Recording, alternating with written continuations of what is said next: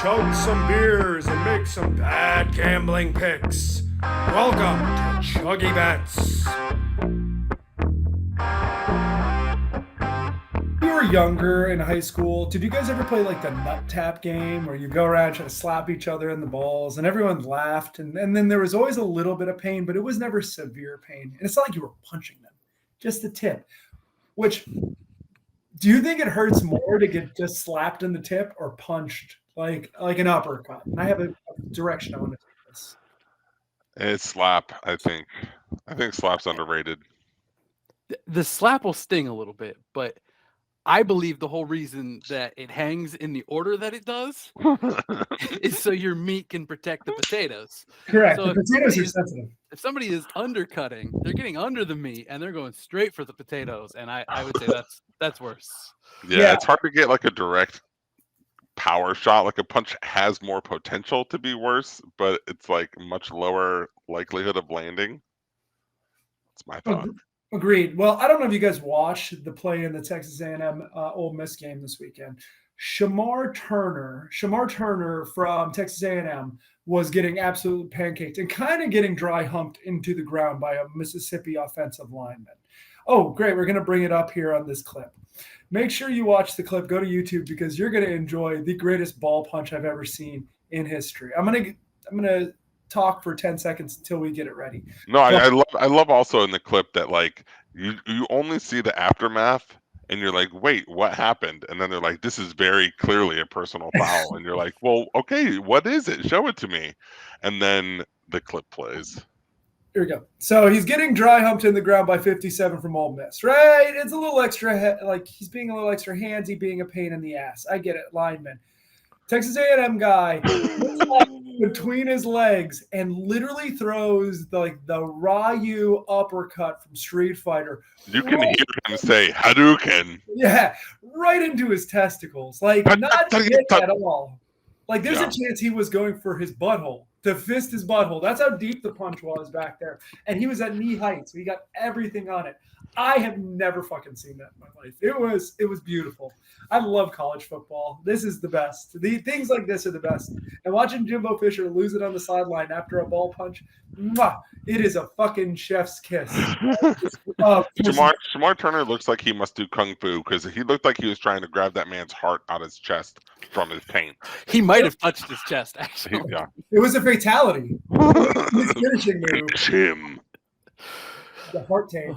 But God, good. It's the best. If anyone hasn't watched it at home, just put in Texas A&M ball punch onto your work computer and see what comes up. What makes a ball shot so funny? Is it the actual like impact or is it the aftermath? Because for me, I think it's like seeing them writhe on the floor in pain is really like, and it's weird because the contact is like, oh, like that's just like violent, but then seeing them in pain, you're like, now it's funny. But if someone got punched in the face and you see them on the floor in pain, you don't get that same reaction. I don't know.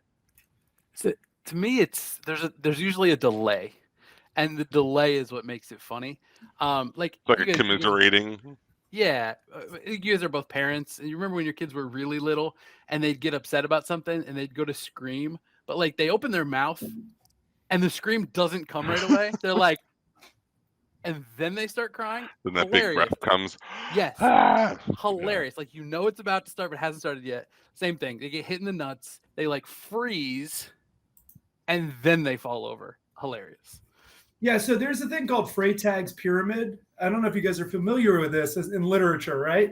So it is the rising – no, it's the climax, right? So we have a ball punch, right? That's your exposition. The rising action is, oh, God, I'm falling over. And then when they fall over, the climax, just beautiful. It really is. I think the beauty is in the whole story, right? You can't take an act out and not like if you didn't see the ball punch, someone writhing in pain, it's not funny. But seeing the ball punch, the writhing in pain is hilarious. Yeah, like the denouement at the end where like, you know, it doesn't really just drop, it doesn't really fall off. It's just gradual, like slow burn. Oh yeah, there's falling action is very.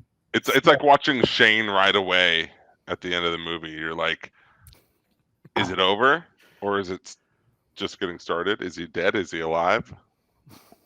So But it's a guy with his balls in his hands. Don't let anyone say you don't learn anything from this podcast, because we just brought up something you haven't probably talked about since you were 14 years old. Hell yeah. Remember that on your AP Lit test. And welcome in to this ChuggieBets, thesis, how does Beowulf defend nut shots? Welcome to ChuggieBets, the only podcast in the world that answers important questions like what would Woody from Toy Story look like with a giant moose knuckle? I'm Andy. That's Al. That's Matt. Let's chug a beer.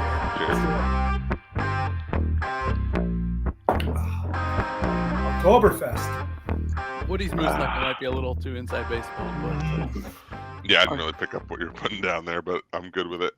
The picture of somebody's Halloween costume. Oh yeah, that is very inside baseball. All right, so let's talk a little bit about three teams in particular in terms of whether they're going to go bowling, make the playoffs. I want to start with one that may not go bowling, and that's Florida.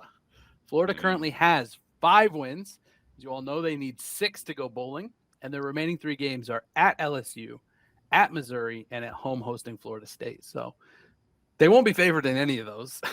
So what do we think? Does Florida win at least one of those and get to go bowling? I do think they'll find one.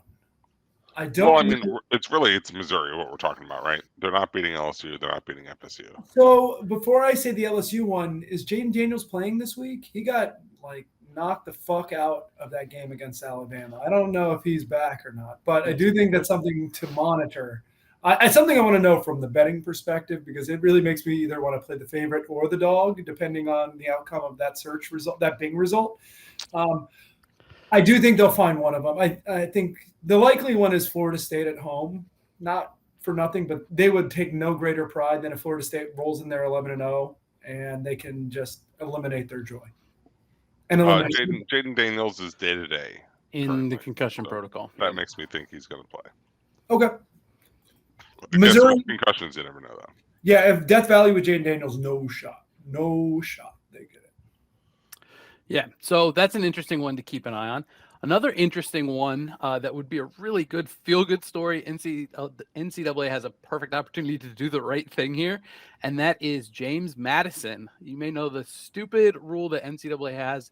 You can't qualify for the postseason or bowls is it your first 2 or 3 years? 2 years. After you switch division. So they just came up last year. This is their second year, and they are 9-0. They're a good football team. They've been surprising people last year and then continuing to do it this year. They have lobbied the NCAA to allow them into a bowl game. I think it's a no-brainer. You let them in. Who's it hurting? Yeah. And they actually have like a leg to stand on here, because they jumped from like FCS to like Division 1 and normal, which I don't know, is that 2 levels? But typically it's like a single level jump, and I don't know what it is. That's some shit I heard somebody talking about. Maybe I'm making it up. I don't think so. I think it's 1 level, but I don't understand the point of the rule. Why? Yeah. Who the fuck cares if you go from FCS and say you're South Dakota State or like one of those teams that are traditionally North Dakota State, I'm sorry, and you're traditionally good.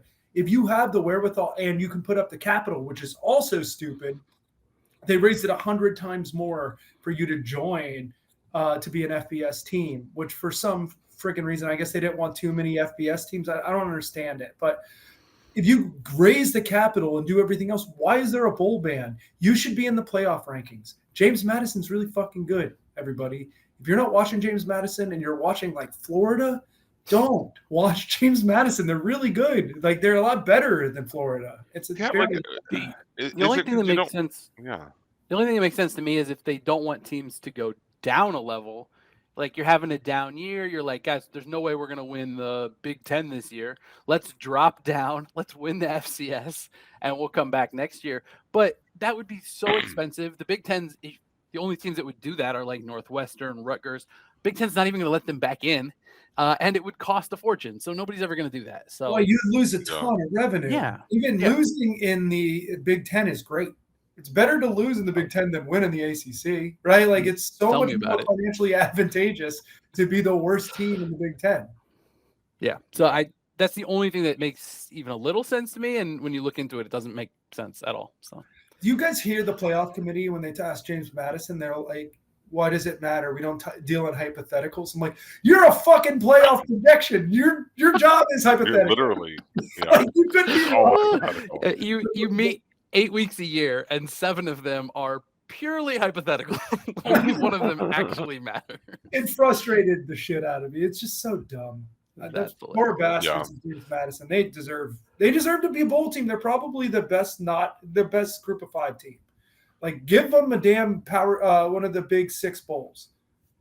Yeah, I mean, you think also like the other part of it is you've got people will say, oh, well, this is their second year that they don't make it this year. They can go make a bowl game next year.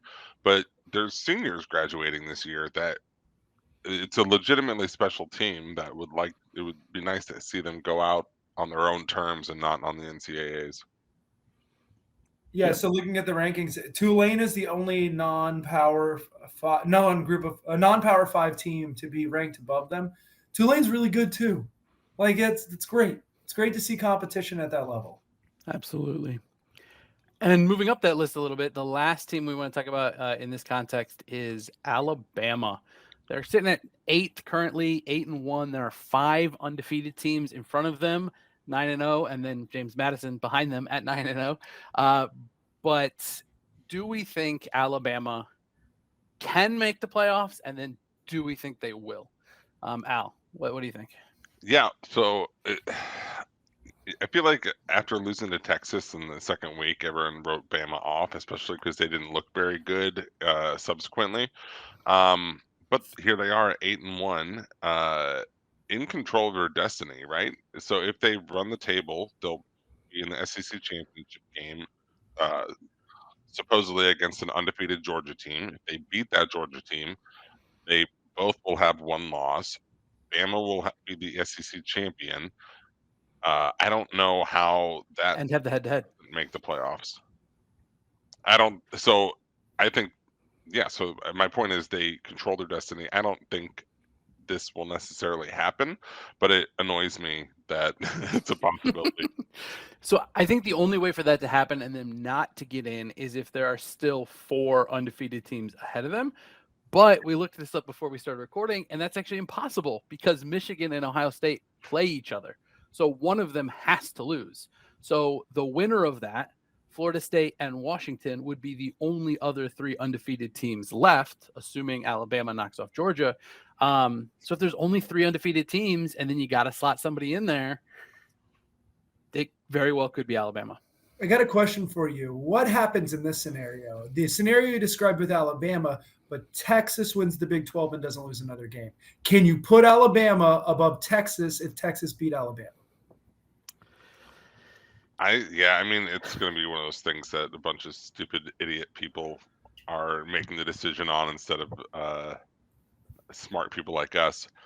But I think if you knock off the top team in the country, even if another team has the same record as you and that team beat you and it was in the second week of the season, recency obviously matters a lot more in college football than a lot of other situations. So I would think Bama gets in over Texas, but I also wouldn't be surprised in that scenario to see Texas possibly bump out like a undefeated Washington. If I also don't think we're going to end up with everyone being undefeated. I think we'll probably lose. Still a lot of November left. But in that scenario, I think you're going to be looking at quality wins and how well these undefeated teams are burying their opponents, how beatable they look. So, well, let's have a theoretical again, right? We work in theoretics, all right. What team of the 5 undefeated do you think will lose first? Right? We know Ohio State or Michigan have to lose one of those. But do you think there's losses coming before the championship game? I think there might be one this week. I think there could be a couple opportunities, right? But would you put faith in Michigan versus Penn State, or Florida State versus Miami, or Washington's playing Utah? Is that right? Yeah. Florida State's the one I have the most faith in there. Yeah. To win or to lose? to win. Yeah. Yeah, Penn State or Utah have a better chance of upsetting than Miami does. Sorry, Al. Sorry, Danny. No, yeah, I think you're right. I mean, I'm laying the points with FSU. Surprise! Spoiler alert. So, yeah, I agree. Right. Well, this is a podcast about the little guy. We love to talk about bad football teams. That is enough talk about the top of the table. Boo. Let's talk about the bottom of the table. And Matt, can you please give us a bad draft update? Oh yeah, let's do the bad team draft. So we had Fantastic a hell pivot. of a week into the bad team draft. If you guys didn't listen to the bad team draft, it was a delightful exercise where the five of us try to compete to see who will be the worst team in all the Power 5 conferences, plus a bonus. Whoever's the worst with conference record is the big winner. So it's like golf, except you're really shitty. Yeah, the scoring's like golf, but you get favored. I messed that comparison up, but let's keep it rolling. You're good. In last place of the person who has the best record is Hal, which means he's a loser. He has had 42% winning rate. I'm not in last anymore. Not in last anymore. Syracuse has done him great, but West Virginia and Arizona keep winning. Arizona. And he also has Missouri, who is a competitor. Yeah, he also got a win from Charlotte this week. Tough week for your boy. In second to last place is Andy with a 40% winning rate. He did not get help from Georgia Tech. He did get help from Iowa State, Northwestern, Cal, and Florida, and Kent State. You had a really good week to get that record turned around. I did. I think it was over 500 before this week. You were. Dead in the middle is Sunshine. He's at 35%. Boston College keeps winning for him, which stinks. Nebraska lost. Kansas is going to be a tough choice for him. Arizona State's a great one. Vandy's 0-6, so kudos on that one. And Akron did just get their first win against Kent State. Second to last place is Dano. He has 28% winning percentage. He got a big win from Virginia Tech. Indiana's awful. BYU's not good. Colorado is proving itself to be bad. Auburn and FIU. All of those are not good. And in last place, which is technically first place, is your boy. Virginia lost. Rutgers has been far too competitive, but I'm glad they ate an L. Houston, Stanford got me moving in the wrong direction with a win last week. Mississippi State and Louisiana Monroe at 0-6, holding down the fort there for me. So that's your bad team draft. Love it. Excellent. Thank you, Matt. Appreciate that. Terrible picking, Matt. One last thought before we get into picks, and that is anybody who listened to the pod last week knows that I dubbed last week Favorites Week. I took 14 favorites, which is something that I never do. 1 or 2 favorites is a lot for me. I went 17-17 overall last week, but I went back and looked, and of my favorites, I don't know if you guys are going to be able to see this. This is my tally. 4 of 10. I went 4-10. I went 4-10 on those favorites. So favorite week, not my favorite. Good reminder of why I bet dogs. So we will not be betting favorites this week. I might have 1 or 2, but so it turns out it was too many points. It was way too many points. Spoiler alert. All right. So with that, let's get into our Saturday slate. Kicking off the day with an SEC matchup, Alabama at Kentucky. Chris has a pick here. Anybody like to give Chris's pick out for him? Yeah. Go ahead. Al. I was going to say he's going to take Bama minus 10.5 on the road. I guess he's buying into the Bama hype train, eh? Yeah. I am tempted to fight him on this. I do think Bama is much better than Kentucky, but I do think Bama probably hyped up that LSU game as the championship game that they needed. I could see a letdown spot, not loss, but a game that's closer than 10.5 points. That seems like a really right number. I will probably bet that independently and not put it on here. Yeah. Interesting.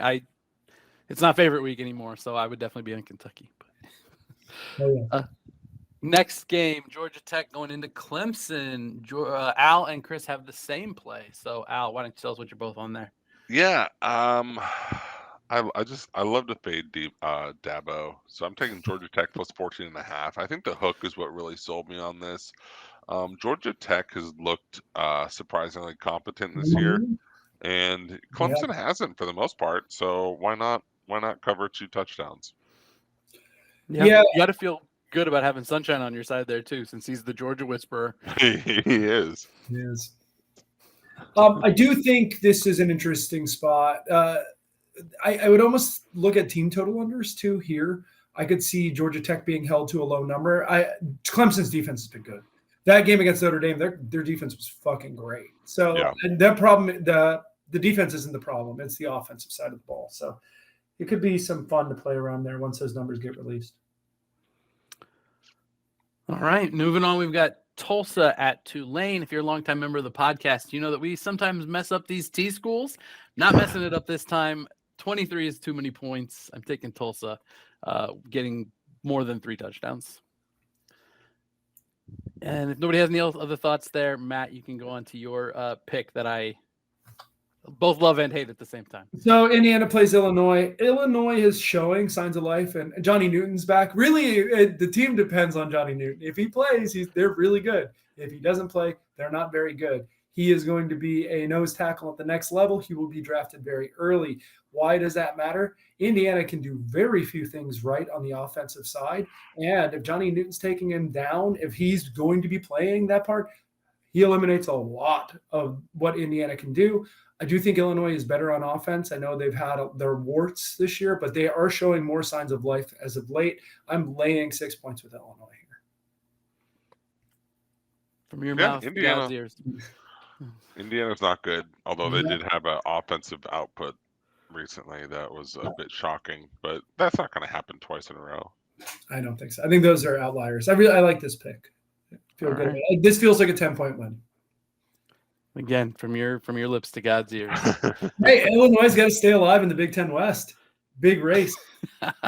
Yeah, I don't know, but I guess we are technically still alive. We're only 2 games. Tom Fernelli told me you guys are still alive today, so I am familiar with the chances you guys are in. You're going to need some work, but you're alive.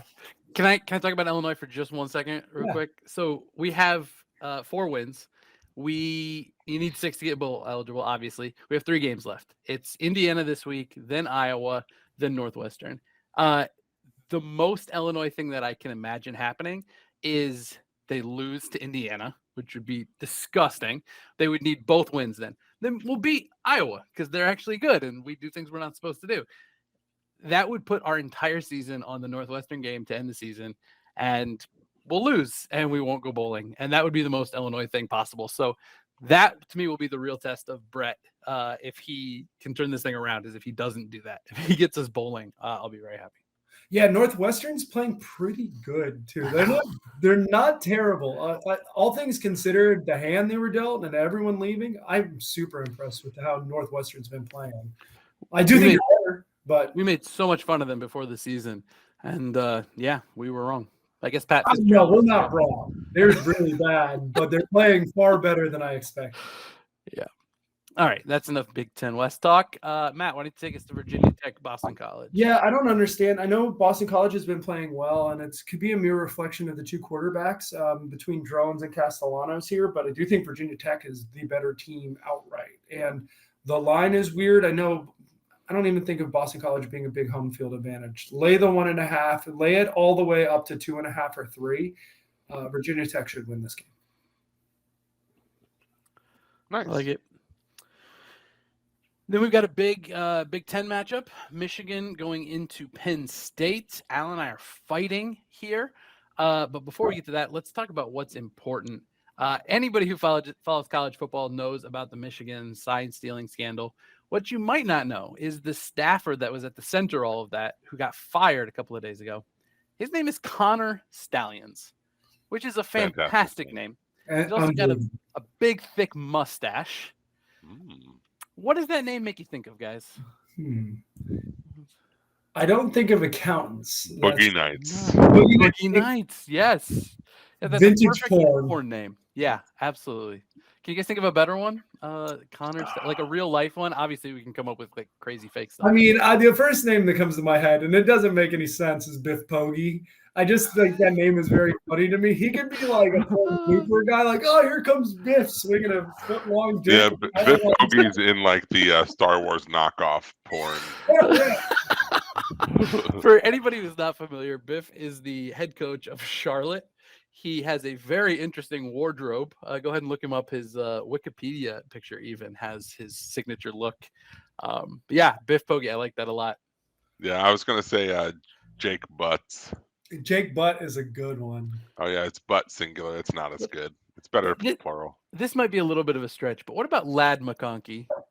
Lad McConkey can get it. Yeah. Or he can give it. He can give it. Exactly. That's a good one. I can't All think right. of other ones. But Connor Stallions, the whole thing is so weird. Him just like hiding in a Central Michigan hat on the sideline. Like, is there any credentials? Do you need a credential? Can I walk onto the field of a game and just stand there in like a random ass hat? If I had a Florida State hat, would no one be the wiser? Like, Are you guys familiar with there's like an account on TikTok, I forget the guy's name. It's like G Funk or something, but he walks around, he'll like go to random college campuses and he'll walk up to their baseball or basketball or football stadium with the sole purpose of not breaking in, but simply testing doors and seeing if he can make his way onto the field. And like he has like a surprisingly high success rate, like 3/4 of the time he'll find a door open and then like make his way through like the concourse and like sometimes get into like the clubhouse and stuff, and then like we'll find the field, and I'm like, this is crazy. So I think it's possible. That's interesting. I'm gonna have to go find him after we're done here. Yeah. But back to the boring stuff. Michigan, Penn State on the field. First off, I'm going over 44.5. I think both these teams can put up points. And I'm going to root for an exciting one here. But then I'm also taking Penn State plus the 5. It's not favorites week. And Penn State is good enough to hang with Michigan. But Al disagrees. So Al, yeah, so there's not really been any concrete talk about what the punishment that the NCAA wants to hand down yet, right? It's just that they plan to issue one. I think the idea here is if they issue a punishment, Michigan will get 5,000 lawyers and then do an injunction, and then they'll suspend it. Like it will get lost in paperwork until the end of the season, basically. Yeah, I also think the NCAA does their thing where they wait on the court of public opinion to weigh in before determining whether something is actually bad or not, instead of having a moral compass. So I guess the reason I was asking is whether this is a game that Michigan, Jim Harbaugh is going to come out. Jim Harbaugh is the kind of guy who loves to he's very Dabo Swinney like, where he loves to play the victim. Everyone's down on Michigan. Nobody thinks you guys would be here, even though you're like the second best team in the country and have been all season. So yeah, he's a bulletin board material guy. So they're going to come out swinging. I think they're going to show. I think Harbaugh wants to win this game by 30 points. So just so you can say at the post game interview, make some snide comment about not needing any signs to go out and put up a W like that. So I'm gonna lay 4.5 Michigan. All right, we'll see what happens. That's why they play the games. That takes us to the end of the noon slate. Moving on to 2 p.m. Eastern. UConn, terrible football team, going into James Madison, very good football team. James Madison is absolutely going to win this game. And after everything we said about James Madison earlier, I like this pick less because there's a good chance James Madison really wants to show out, and they have the talent to do that over UConn. I am taking UConn plus 25.5. It's just too many points. Like I said, I don't love it because there's a chance James Madison keeps their foot on the pedal to really show out and try and force the NCAA's hand. Matt, I think that's kind of your line of thinking here. Yeah, I think it's going to be an extra grind game. And this UConn team may be worse than a lot of teams they play in their conference. And they kick the shit out of those teams. So if you get an opportunity to have UConn go into your house, I think you're going to absolutely try to murder them. This feels like a 30-point win. And like I said, that's a lot of points. It's just a matter of, it's like a vibes play. Like I'm assuming James Madison is going to try to prove the point that they belong, and they're trying to do it in all means necessary, right, with lawyers and on the field. I have thoughts on this game, and it has to do with UConn. This is their third game on the road in a row. I have a little thing I saw where you take You take a team that has 3 consecutive road games and you fade them and you double your bet if they cover the first game, and you do that, in succession until you win, because it's very hard to cover 3 games in a row on the road. Almost never happens. So, you place your bet, bait them on the first week. If they happen to cover, then you double it on the next one. So I did that with UConn here. I think they covered their first road game. I forget who it was against, but the spread was like 35.5 against Tennessee last week, and Tennessee beat them like 59-3. So I win my little strategy there. So I'm not playing this one, but I just want to share that. No, that's interesting. I didn't know that was like a strategy. I guess no one really plays 3 games on the road usually. Yeah, it happened like a handful of times this season, I think. Interesting. All right, then we've got Arizona going into play. Dion and Shedeur Sanders in Colorado. I believe Travis Hunter is back. These teams don't have defenses, and they score a lot, so I'm taking the over 53.5. And then Al and I are aligned on the side. Both have the same play here. Al, why don't you go ahead and say what that is? And yeah, it's I'm taking Colorado plus 10.5. It feels like a big spread. I think Colorado with Travis Hunter is a little bit more dynamic offense, and he's also probably their best defender.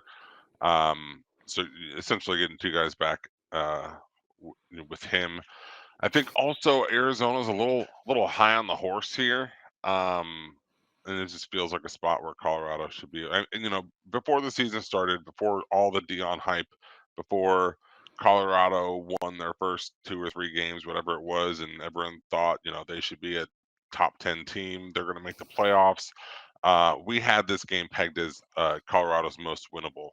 And I mean, obviously, seasons have gone a little bit differently than we thought in the preseason, but I still think this is a game that Colorado can hang in.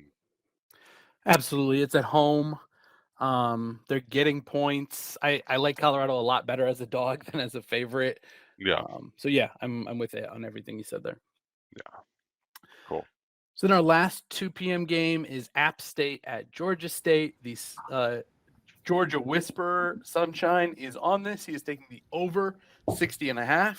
He knows everything about all teams Georgia. So if he thinks that Georgia State, App State is going over 60.5, take the over 60.5. Follow that. Absolutely.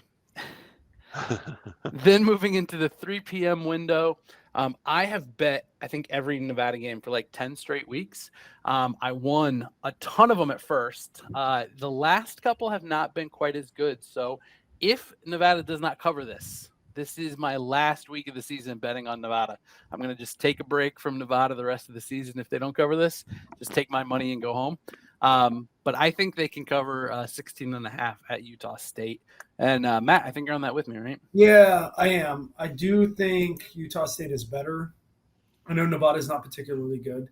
I do know you've had success there, but I haven't followed you on any of them. I'm going to go in this one because this should be a 2 touchdown win at the most. 14 points would be the number I put it at. Nice. All right. And next we have what I'm going to dub the ChuggieBets Super Bowl, because we have 2 Florida State hosts and 2 Miami hosts. I'm the only one without a dog in this fight. So Matt does not have a pick in this game. But Matt, why don't you give us your thoughts on the game as well as sharing Sunshine's pick, and then Al will let you give a rebuttal. Yeah, so here is my thought. Miami does certain things very well, right? They have a very good offensive line that has shown incredible improvement. I said well, not well.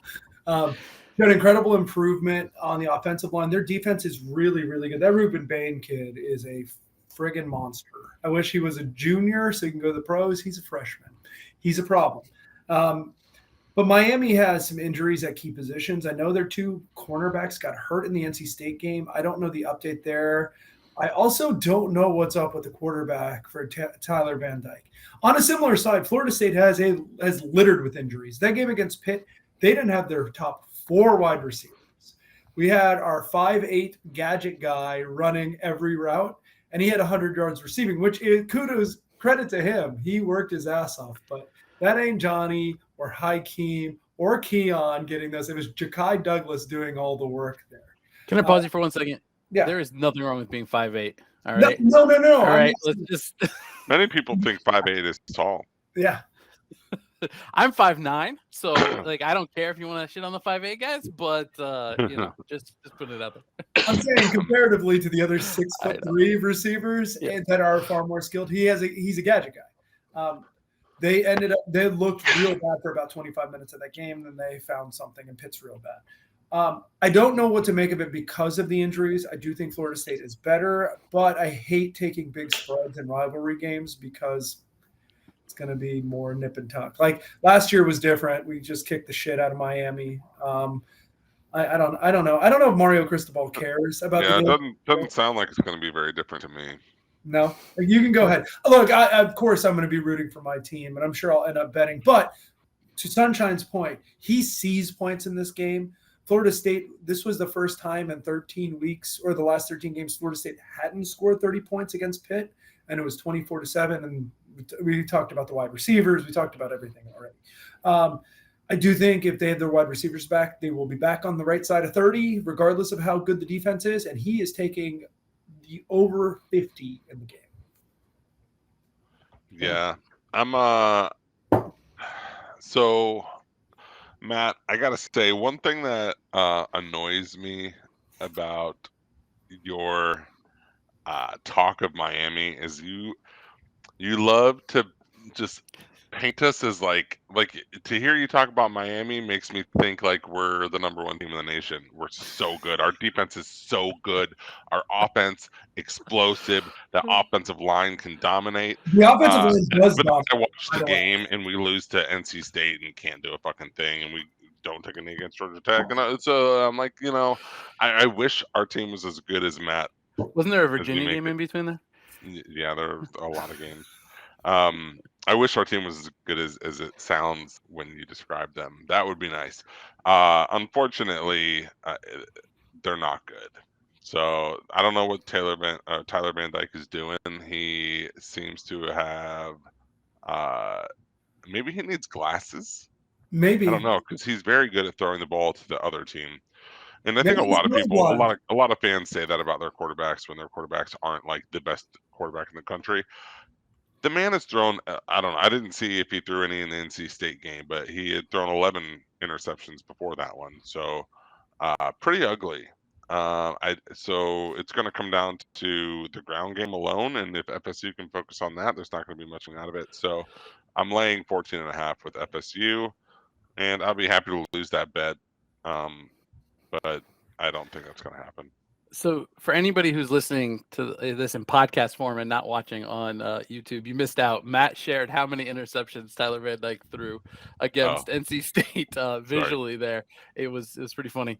Great. So 14 interceptions in 9 games. He's the reason I lean towards Florida State. He's not been particularly good. I mean, if we're talking about like regressing to the mean, like he's probably not going to throw any interceptions against FSU. He's got to get better. Either that, or he's going to keep throwing interceptions.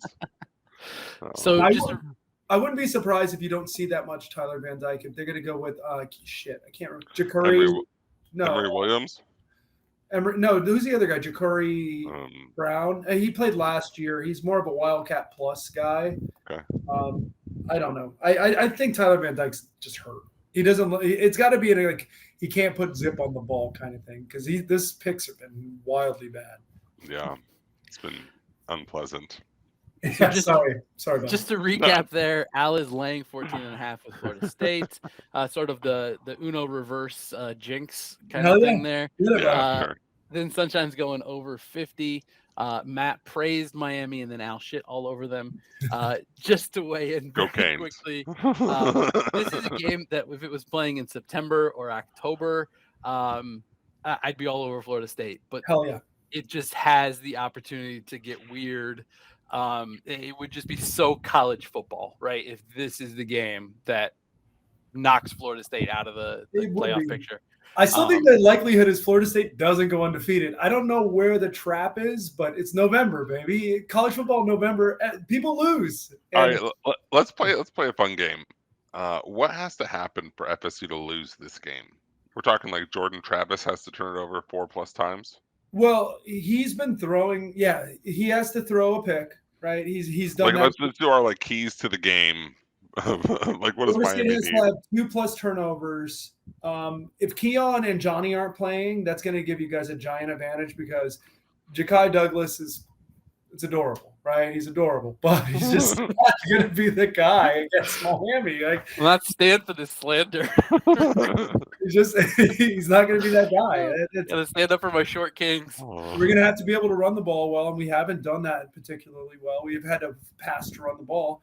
I don't think your offense. I think our defense is going to be fine for the most part, but maybe Van Dyke has a clean game. It's going to end up being pretty close. Yeah, I would say Travis needs to turn the ball over like at least 4 times. In Miami, their receivers, what is it, Colby Young and Jacoby George, need to combine for like 250 yards receiving. And the Restrepo-like characters always kill us. Restrepo's he's got to be the first down guy. Who the hell is the guy for Florida who made the one-handed grab? Pearsall, he kills us. He killed us last year too. Those kind of receivers kill us. I hate that name. Pearsall, is that it? Okay, I thought you said his name was Pert Pearsall, and I was like, that sounds like Pert Pearsall, like a guy from a country club, you know? But all right, let's move on. Things moving here. We've got another interesting matchup with potential playoff implications here. Utah going in to play Washington. Al and I are on the same pick here. I personally think that this is Washington probably wins, but this is probably their biggest test left. Utah's got a really good defense. Daddy Kyle's going to cook something up for them, and I'm taking Utah plus 9.5. Yeah, I'm with you. I think Washington is going to struggle some with Utah's defense. The real question mark here is if the old pig farmer can keep Utah and that offense, on pace with what Washington's able to produce. So I think they will at least keep it close. So Utah plus 9.5. I wouldn't be surprised to see an upset. But it does feel like a little more out on a limb there. All right. Then we've got a very mid SEC matchup here. Tennessee, Missouri. I think Matt doesn't like this one. He doesn't have an official pick, but I'm pretty sure he's against me here. I'm laying the one with Tennessee. I know Missouri's been good or whatever. They hung with Georgia last week for 3 quarters. But Tennessee's not a bad football team either. It's only 1 point. I'm laying it with Tennessee. No, man. Look, I'm confused because every spreadsheet I look at says Tennessee is the right side, and I think Missouri's really good offensively, right? They took a good punch from Georgia, and they were in a game in the fourth quarter. They only lost by like 10 or something, right? Yeah. 15? 10. It wasn't like a blowout, or they had to work to keep it to 10. No, it was a good game the whole time of the game. Like that's where I'm puzzled on this. I probably will bet Tennessee -1 because the math is better than me just like watching the game. But I don't understand. Yeah, doesn't Tennessee have a really good offensive line too? Mm-hmm. I think maybe that might be part of it. Cade Mays, their center, is excellent. Because you look at like Joe Milton, and it's like the offense is not as explosive as it was with Hendon Hooker. But if they can pound the ball on the ground, it's hard for a team like Missouri. You have to pretty much play flawless ball to keep pace with a team that can run the ball all over you. Guys, prize picks, Luther Burden over. If you get a Luther Burden over a half a touchdown, for the love of God, do it. He's been great. He was great against Georgia again. That dude is awesome. I don't know how many. What about like receptions, like targets, yards? It's all Luther Burden over on all of it. Look, Tennessee's going to be tough, but if you can do it, I'll get his stats from last game, but he has been really, really special. Oh, he only had 3 for 53 and a touchdown, but Still went over his touchdown number. Yeah, he gets his. He's really important to that team. He's going to be very scary in the next couple years. All right, next we've got a game that I wish was not on at the same time as Miami, Florida State, because I would love to watch this one, but we will all be glued to Miami, Florida State, and that is the Super Bowl of unders, Rutgers at Iowa. This is the lowest total in something like 20 or 30 years. Under 28.5. 28.5. That is an insane number. You would think that was a first half line in most of these games, but no, that is the line for the full game. Al, you've got 2 picks on this. Why don't you kick us off? Yeah. So first off, I really like Rutgers here. Iowa, I feel like Iowa's in disarray without the Brian Ferentz, desire to score points, even though they're not capable. I don't know who's stepping in to call plays offensively, but they're not going to magically be able to score a bunch of points. Rutgers has been really good defensively. They've been really good at covering. They're just 2-point dogs on the road here. I think they win outright. That said, I also I'm just, it's my morbid curiosity. I'm taking under 28.5 just because I got to see if it hits. So I'm going to. It's sport under. Sorry, I just want to say it's sport under. I got to take the under 28.5. I took the under 31 last week. I told you. It was never in doubt. It was never in doubt. It's the closest thing to sex to me. It is a low under. So under 28.5, I've got to do it. And boy, if we get it, I'm going to come. I might join you on this, guys. I'm not going to lock it up officially for the pod, but I like that a lot. I'm on the other side of the spread, though. I'm laying the 2 with Iowa. Just personally, I hope that Iowa wins this game because I don't want them to come in next week when they play Illinois and be pissed coming off a loss. I want them to lose to Illinois. So, but also Iowa's defense is good enough to shut Rutgers down. They're going to keep Rutgers off the scoreboard, so Iowa's only going to have to score a safety to push here or a field goal or better to win this low spread of -2. Yeah, and Rutgers got a good defense too. Really smells like under 28.5 is a good play. And you don't even need to be a good defense to stop Iowa from scoring. So. No, you don't. You just got to have 11 human beings out there somewhere on the field. All right. Another Big Ten matchup, Minnesota at Purdue. Matt, what do you got for us there? I don't understand this line. Minnesota's the better team. Just flat. Like their defense, Minnesota actually has a premium defense. Purdue is a team in build. They will get better. They are not that yet. Take the 1 point with Minnesota. Take the money line with Minnesota. Whatever you can get the better value, Minnesota will win this game. I don't like trusting PJ Fleck, but other than that, I like it. So Illinois just played Minnesota this past week, so I watched the whole game, and he's on the sideline chomping on his gum and blowing big-ass bubbles during the football game, and that just rubbed me the wrong way. Like, maybe that's silly. I didn't like PJ Fleck already, but I didn't really have a reason, and now I do. Get the fuck out of here with your bubble gum on the sidelines. Not trustworthy for an adult. Not trustworthy. No. Especially when he's like such a prick about like everything, and like everyone has to be like, I don't know, hate it. I have no problem with adults chewing gum. It's the bubbles for me. And it's ridiculous. You're an adult and you don't need to be doing bubbles. Would you ever sit in a conference room with like your boss and and just blow big ass bubbles during a meeting? No, it's ridiculous. Get the fuck out of here, Bazooka Joe. Bazooka Joe. All right, Texas Bazooka State. Joe. PJ. Yeah, no, I got it. Okay, good. All right. Texas State, Coastal Carolina. Coastal's been undervalued ever since Grayson McCall got hurt. Danny, when you're listening to this tomorrow, that's Grayson Allen to you, but Grayson McCall to the rest of us. Mhm. They've been undervalued ever since, and they've been playing just fine. I said last week, Grayson McCall, system quarterback, not special. It's the rest of Coastal around him that is special. So Coastal +1. I have that they should be favored in this game, so I'll take the point. Might play a little money line too when it gets a little later. Anybody else have a thought there, or should we keep rolling? No, keep I rolling. like that side. I think that's the right side. All right.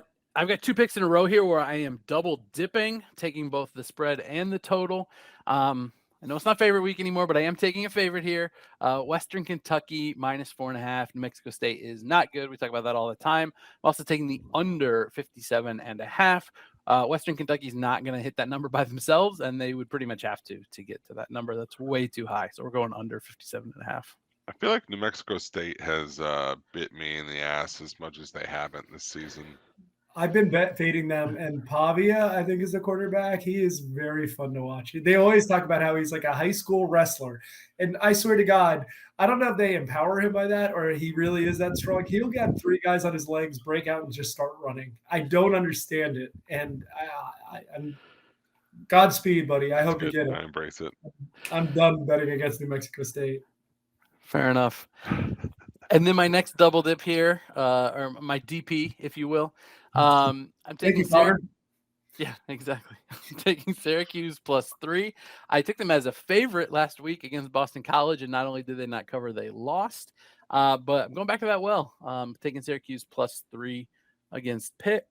And then I made this bet before I realized that this game was taking place at Yankee Stadium. I like it a little bit less because football games at baseball stadiums just feel like they should be unders, but I am on the over 37.5. I don't see how these two teams don't score 37.5.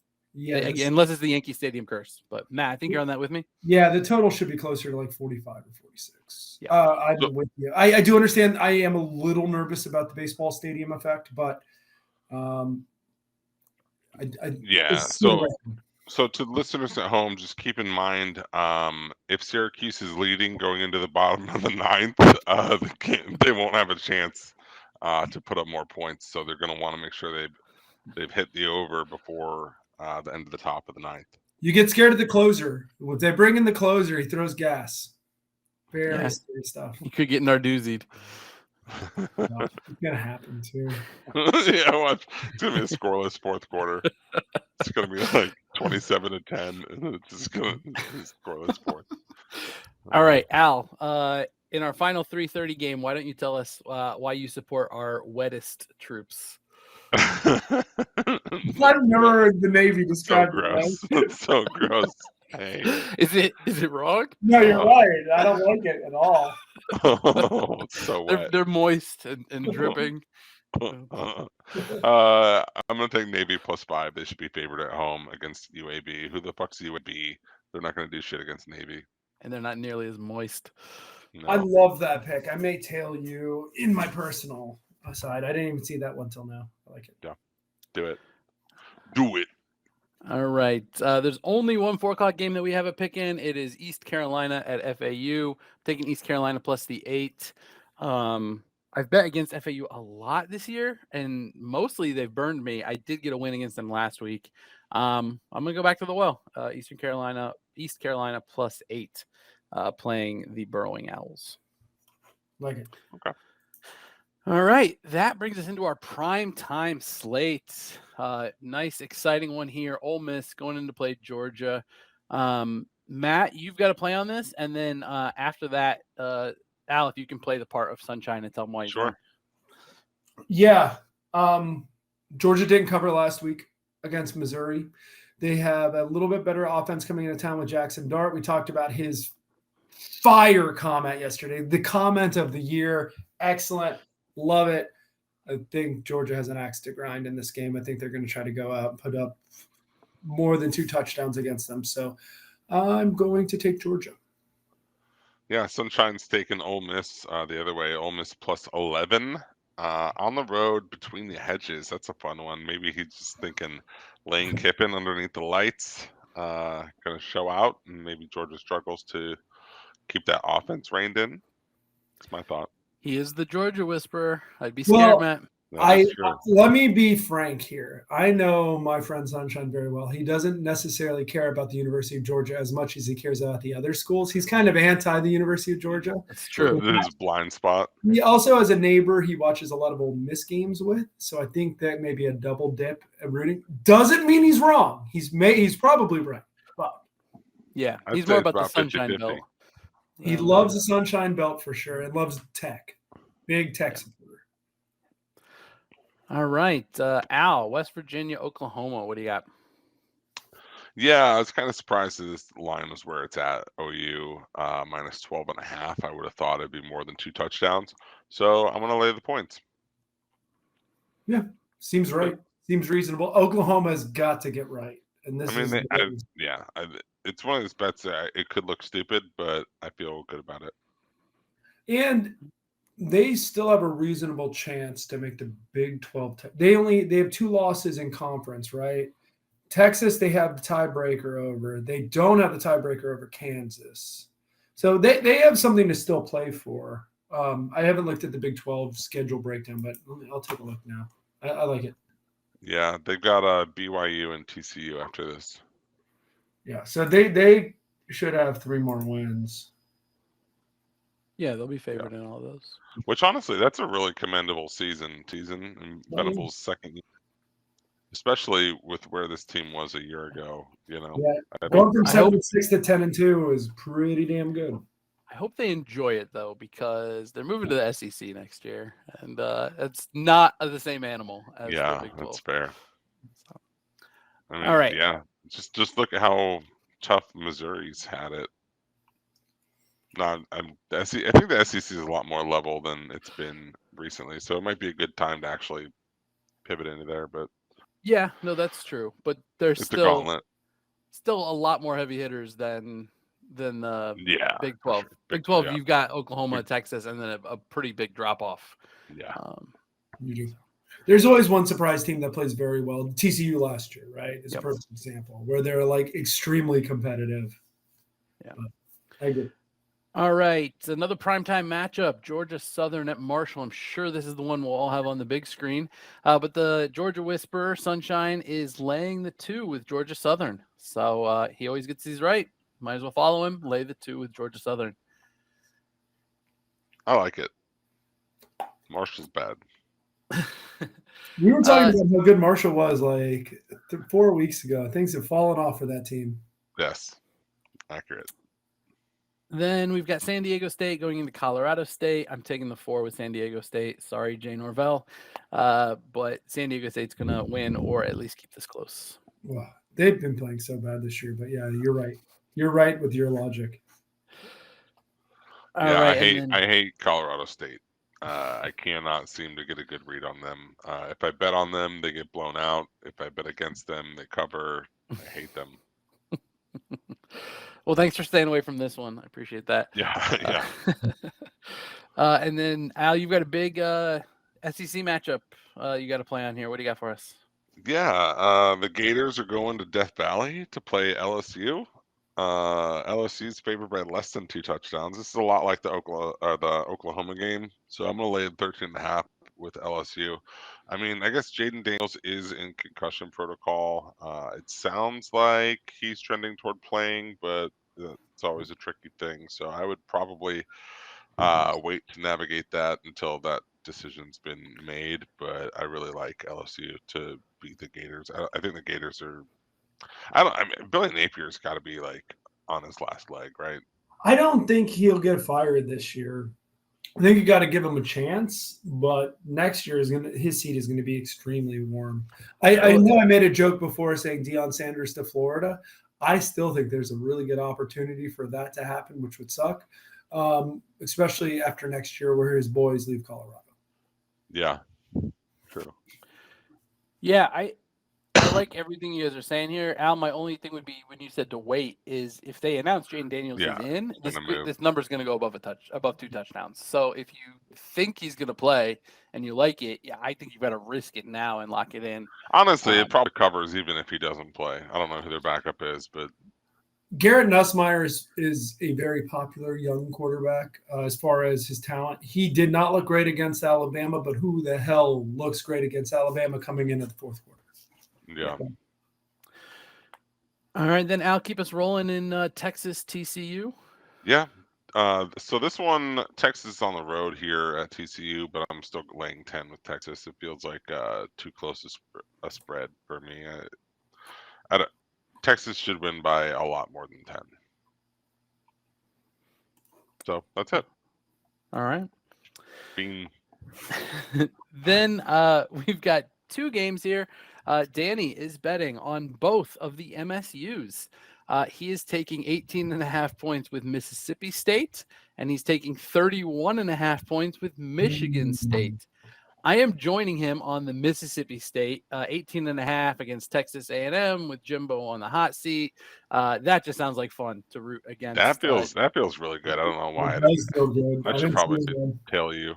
Feels good to root against Jimbo. So I really like his Mississippi State plus 18.5 pick. His other MSU pick, Michigan State, Ohio State, 31.5 is a lot of points. I like that. Yeah, maybe if this one was in Lansing and not in Columbus, I might feel differently. But yeah, I'm not going to bet that one. I also feel like Ohio State's going to be pissed after last week. They won and covered. It was 17.5 and they covered, but it didn't look like they were going to win or cover for most of that game. So they might be pissed and take it out on Michigan State here a little bit. Yeah. I was going to make a joke there about Michigan State's former coach, but let's move on. Easy. Duke is playing North Carolina. I'm taking the 12.5 with Duke. Love it. Not sure if their quarterback's back, but I think he's going to be back, right? I do not think Riley Leonard will be back. No. What happened last week? I know they last. started their third stringer because their backup was not doing well. He's expected to miss an extended period of time. With a toe injury, cut that bitch off and get in there. Yeah, football players are supposed to be masculine. Deion did. I'm sorry, Coach Prime did it. He did it. He cut that off. Let me look here. Do I not know this story? Yeah, he lost a couple toes from injuries, like repetitive foot injuries. That's why he kind of walks with like a little bit of a hobble. I think. Yeah. So Duke started their third string quarterback Grayson Loftus, who went 7 of 19 for 86 yards, a touchdown, and an interception against Wake Forest last week. Okay, yeah, don't follow this.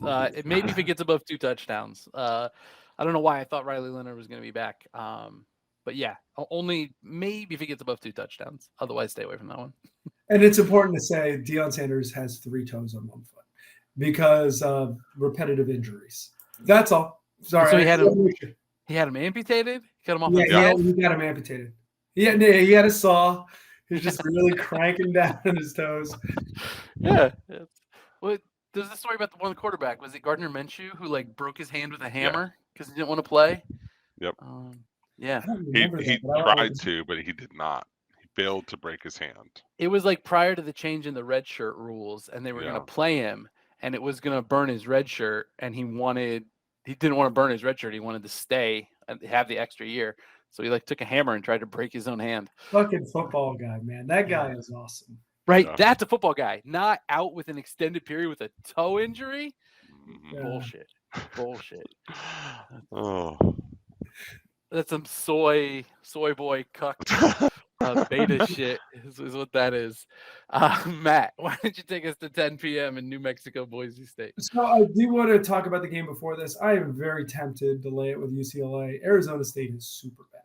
And they're not showing. Arizona's showing tons of sign of life. Like Arizona's teasing the idea of getting 9 wins this week or this year, which is an incredible season for them.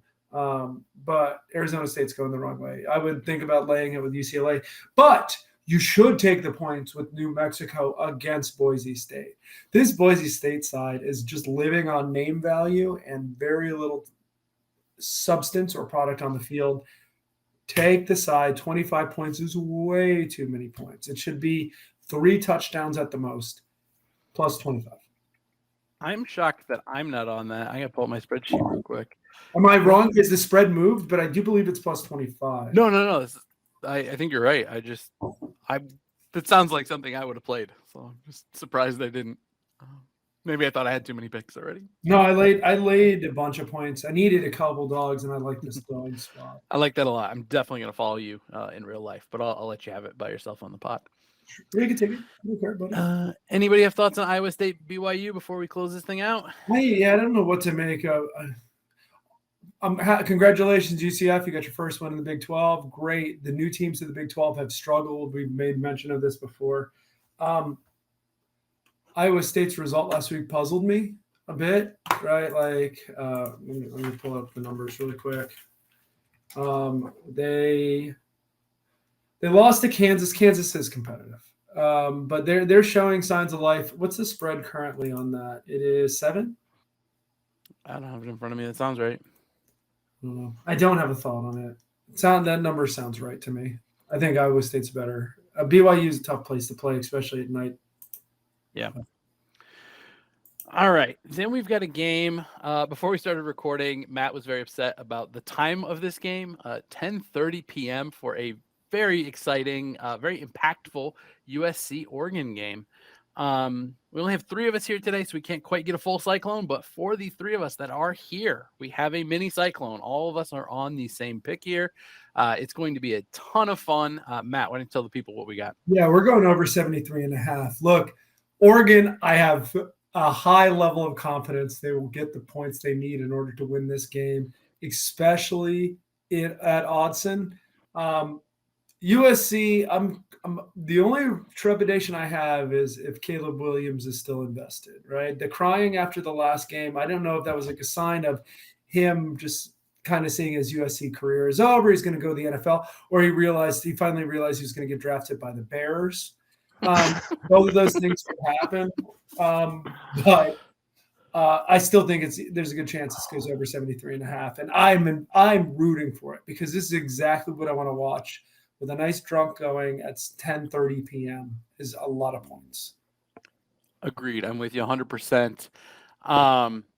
I wasn't able to be on the pod last night. I did listen to it this morning. I just want to applaud Al for his take on men should cry more and should do it in public. Absolutely, 100%. Just not about toe injuries. Definitely not. That's some weak ass shit. Yeah. Al, you have any thoughts about this over? Yeah, I wanted to bet Oregon, but the spread was too much, and USC games go to like 100 easily. Last week, the total was 76.5, and I took the under because that's an astronomical number, and they almost hit it by halftime. So over 73.5. Did you see the live spread got to 105 Did it? and a half? Yeah. Well, that is, I mean, you got to take the under there. That's a hilarious number to see, though. They're literally like there should be, when the government sends you out those like mass texts that are always like a test for like nuclear winter approaching. They should. It's malpractice that they don't send that out when a total hits 105. Are you kidding me? Yeah, everyone. If I'd have known that, I would have bet everything in my account on the under. The whole world needs to. Although did it cover? I don't even know. No, 94. Okay. Does the loss of Mr. Grinch change our feelings about this at all? No, it makes me love the over. Look, I don't know. You don't think they could step up in his absence? He was the one holding What's he them going to back? do in a single week to make this defense that was Swiss cheese not Swiss cheese? I don't know. Yeah. My fear is that USC is not going to be able to score, which is weird. Like they may score 28 to 30 points, and that may be tricky to get to that 73.5 number. Oregon's really good. They're like far better than USC. That's my only fear with this spread. So to assuage that fear, I'm going to do some girl math for you, okay? So like I said, I wanted to bet Oregon here, but the minus 15.5 was a little too rich for me, so I went with the over. So if USC scores 30 points and Oregon covers, then I'm hitting the over. So really, I just have to root for USC to hit 30 or approach it. That's true. That is good girl math. Fair. Can we call it something different? Calling it girl math? Like I know that's a thing. That's it, but, Joe. like, yeah. It is a thing. I'm not making fun of women. Football math, fan math, betting math. All right, I got the last 2 picks of the night. Fresno State's going into San Jose State. It's a pick. I think Fresno State should be favored, so I'm taking Fresno State as the pick. And then Hawaii is getting 19 points against our highest troops, the Air Force. That's not true. Are they the driest? Because they're less. No, they're the clouds. Moisture in the clouds. Respecting the Space Force. Pretty fucked up. Space Force. I am sorry. Pretty fucked up. Well, but they're in space. There is no like high or low in space. It's all just floating. So okay, nice save. Thank you. Our atmosphere's highest troops. There you go. There you go. Hawaii plus 19. It'd be a fun sweat at the very least to end our night. Air Force has been really good. Are we gonna call that fun? We're calling that fun. It'll be fun until Air Force scores 40 and getting a little fast and loose. It must be all this Air Force talk, Top Gunning it with your Hawaii fun.